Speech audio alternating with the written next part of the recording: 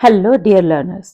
आज हम करेंगे क्लास 8 चैप्टर नंबर 10 उसकी जो लेट अस डिस्कस वाला एक्सरसाइज है उसका सॉल्यूशन। ठीक है, तो छोटी सी वीडियो है, बहुत ज़्यादा लंबी नहीं होगी, लेकिन आप ध्यान से देख लेंगे तो आपको एक ही बार में समझ भी आ जाएगा। इससे पहले इस चैप्टर का एक्सप्लेनेशन और इसकी let us think and reflect वाला जो पार्ट है उसका क्वेश्चन नंबर 1 वो मैंने ऑलरेडी अपलोड कर दिया है। आप मेरे चैनल पे जाके वो वीडियोस देख सकते हो। तो चलिए स्टार्ट करते हैं आज की वीडियो। सबसे पहले हमारे पास क्वेश्चन है, arrange the events in order of occurrence in the story to have been mark for you. So share your answer with your classmate and the teachers. आपको क्या करना है, आपको यहाँ पर कुछ इवेंट्स दिए गए हैं, इनको ऑर्डर में लगाना है। ठीक है, मतलब यहाँ पर आपको जो इवेंट्स दिए गए हैं जैसे जैसे वो अकर हुए हैं उस ऑर्डर में लगाना है। और आपके लिए दो जो है वो ऑलरेडी मार्क किए गए हैं, नंबर 5 एंड नंबर 1। ठीक है, तो 1 है तो हम 1 से ही स्टार्ट करते हैं। पहला हमारे पास है, Rakesh parents grew maize rice and barley in a village. So ये है हमारा नंबर 1। ठीक है, मैं इसे राउंड करके लिख दूंगी, आप साथ साथ नोट करते जाइएगा। नंबर 1 हो गया। उसके बाद हमारा जो है number 2, that is number 2, Rakesh was sent to live with his grandfather in Mussoorie. ये हमारा नंबर 2 है। उसके बाद आता है नंबर 3। नंबर 3 में क्या था, Rakesh bought a bunch of cherries and at most of them. ये है नंबर 3। उसके बाद उसने क्या किया था, he kept rolling the last cherry seed in his mouth. This is number 4। उसके बाद अगर आप देखेंगे number 5, that is already done for us. Rakesh press the cherry seed into the soft soil with his thumb. तो number 5 that is already done. Next one is number 6. So here it is. Rakesh discovered that the small well-rooted twig had grown into a cherry tree. This is number 6. Next is number 7, and number 7 is Rakesh sprinkled water on the cherry tree and surrounded it with pebbles. So this is number 7. The next one is number 8. The cherry tree grew quickly after the rains arrived early. So this one is number 8. And then a goat entered the garden and ate all the leaves of the young cherry tree.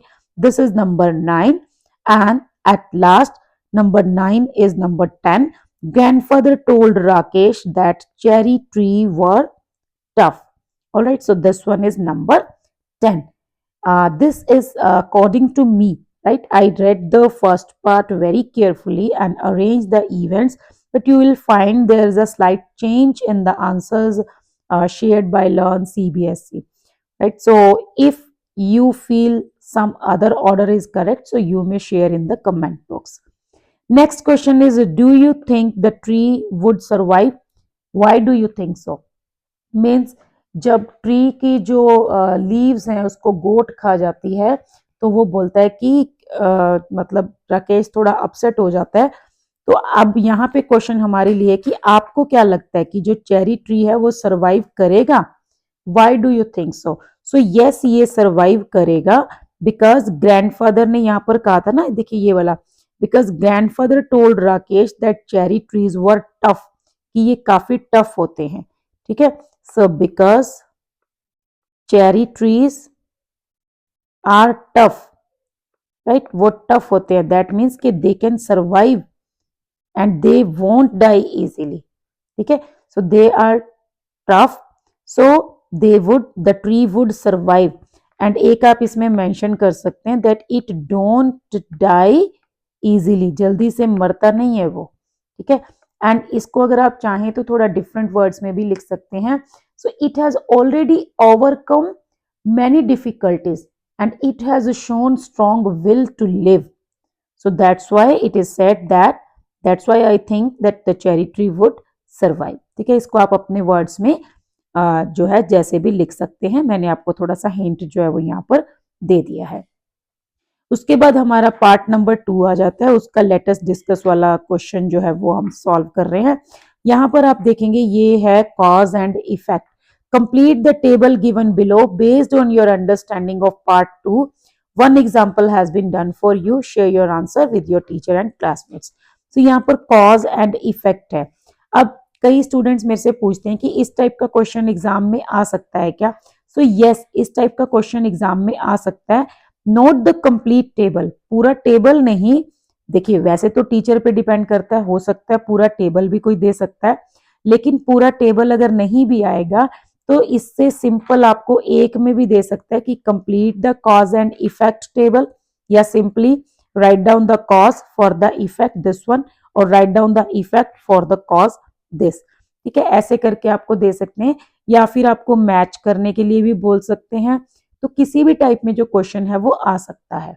So cause and effect question में क्या होता है, देखिए cause that means the reason, ठीक है, कि क्या हुआ, कोई मतलब रीजन कुछ हुआ और उसकी वजह से क्या रिजल्ट आया, ठीक है, क्या इफेक्ट हुआ उसका। So cause is the reason and effect is the result. So पहले देखो जैसे ये है कि a women cut the cherry tree while cutting grass, एक औरत ने चेरी ट्री को काट दिया। अब उसका इफेक्ट क्या हुआ, उसको डांट पड़ी। ग्रैंडफादर स्कोल्डेड द विमेन, ठीक है, ये उसका रिजल्ट आया। मतलब रीजन, इस रिजल्ट का रीजन क्या था, क्योंकि उस औरत ने चेरी ट्री को काट दिया था। और इस रीजन का रिजल्ट क्या था, चेरी ट्री काटने की वजह से उसको डांट पड़ी। तो ये दोनों ही मतलब एक दूसरे के ऊपर डिपेंड करते हैं। जब भी कोई रीजन होता है तो उसका कुछ ना कुछ इफेक्ट जरूर होता है, और अगर कुछ इफेक्ट होता है तो उसके पीछे कोई ना कोई रीजन जरूर होता है। ठीक है, आपने स्टडी की, आप पास हो गए, स्टडी की इसीलिए पास हो गए, ठीक है, पास हो गए क्योंकि स्टडी की थी। तो दोनों ही इंटर रिलेटेड है। ठीक है, तो स्टडी करना रीजन, उसका इफेक्ट क्या मिला, पास हो गए। अब पास हुए वो इफेक्ट है, उसके पीछे रीजन क्या है, क्योंकि स्टडी की है। तो ये चीज बतानी है, cause and effect. So next में हमें इफेक्ट दे रखा है। इफेक्ट दिया हुआ है कि Rakesh was thinner and stronger when he came back, कि राकेश जो है वो काफी पतला और स्ट्रॉन्ग हो गया था जब वो वापस आया। तो इसका रीजन क्या था, Rakesh helped his parents, Rakesh helped his parents, किसमें हेल्प की थी, इन फार्म वर्क। ठीक है, इन फार्म वर्क मतलब फार्म में जो खेत में वो काम करता था, इसी वजह से वो थोड़ा पतला हो गया था लेकिन स्ट्रांग हो गया था। उसके बाद नेक्स्ट देखो क्या है, अ हेरी caterpillar started eating the leaves of the cherry tree, कि एक हेरी कैटरपिलर जो है वो आ गया था और उसने पत्ते खाने शुरू कर दिए थे। तो राकेश ने क्या किया, राकेश रिमूव्ड इट, ठीक है, राकेश रिमूव्ड इट, उसको वहां से निकाल दिया, and dropped it on the heap of dry leaves, ठीक है, एंड ड्रॉप्ड इट, सिंपल आप ड्रॉप्ड इट भी लिख सकते हो, उसको गिरा दिया बाहर। और कहाँ पे गिरा दिया, on heap of dry leaves, ये भी आप एड ऑन कर सकते हो कि सूखे पत्तों के ढेर पे जाके उसको गिरा दिया। अब देखो राकेश ने उसको क्यों हटाया, क्योंकि वो पत्ते खा रहा था, और क्योंकि वो पत्ते खा रहा था इसीलिए राकेश ने उसको हटाया। एक कॉज है और एक इफेक्ट है, आपको दोनों ही पता होने चाहिए। जो भी इफेक्ट आया उसका कॉज क्या था, और जो कॉज है उसकी वजह से इफेक्ट क्या हुआ। ठीक है, उसके बाद फिर से नेक्स्ट हमें इफेक्ट दे रखा है, Rakesh and grandfather gaze the tree as thought it was a miracle, मतलब राकेश और उसके ग्रैंडफादर दोनों ही ट्री को देख रहे थे जैसे कोई चमत्कार हुआ हो।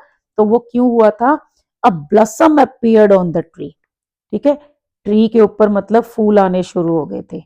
अ blossom appeared on the tree. So this was the reason. That's why Rakesh and grandfather they were gazing at the tree. Next one is हमें reason दे रखा है cause Rakesh tasted one of the small cherries during summer.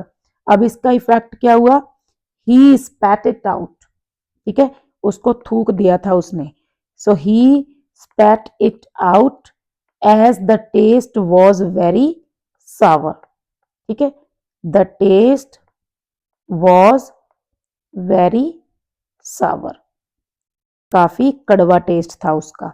अब उसने क्यों थूक दिया था, क्योंकि उसका टेस्ट काफी कड़वा था ना, और मतलब ये उसने ऐसा क्यों क्यों किया था, क्यों थूका था, क्योंकि उसने एक जो चेरी है वो मतलब खाली थी, ठीक है। और चेरी खाली थी, वो कड़वी थी, तो इसीलिए उसको थूक दिया। तो ये मतलब कॉज और इफेक्ट वाला क्वेश्चन जो है वो आपको ऐसे कॉज भी पता होना चाहिए और उसका इफेक्ट भी पता होना चाहिए। कोई भी काम हुआ उसकी वजह से दूसरा क्या रिजल्ट आया वो आपको पता होना चाहिए, ठीक है। इस टाइप के क्वेश्चन जो है वो भी पेपर में आ सकते हैं। Don't take your book so lightly, ठीक है। ऐसा मत समझना कि बुक जो है आपकी उसमें कुछ क्वेश्चंस फालतू हो सकते हैं, नहीं।